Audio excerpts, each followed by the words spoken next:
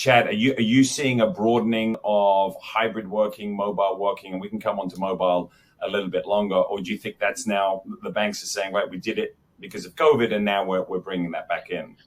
Well, I think organizations need to stop being so worried about people working from home aren't going to be regulated and managed as effectively as they are in the office. I think we're well past that now.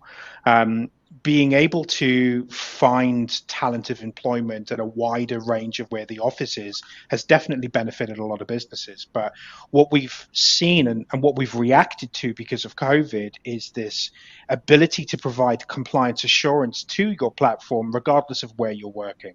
We've seen a huge uptick in mobile voice recording requirements, and I'm going to use my mobile phone probably outside of the office. So, this idea that I have to be chained to a desk and remain compliant, I think, is absolutely a thing of the past. These compliance assurance technologies, like we have for Teams, like we have for mobile, are there, they're effective, and they really allow organizations to both have this flexibility of the hybrid work while still be able to providing evidential reporting that everything is secure, everything is recorded, we haven't missed anything. We've even done daily health checks regardless of where that employee is.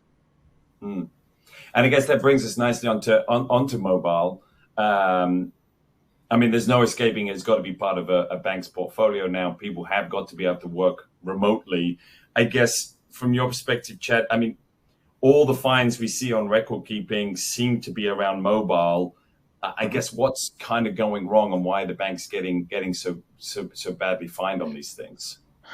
I mean, I've talked about this in length with both regulators, CCOs, legal counsels, and I think part of the problem is managing individuals.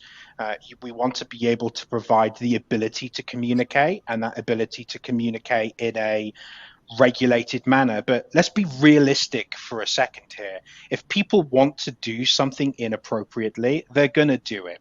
Water always finds a way.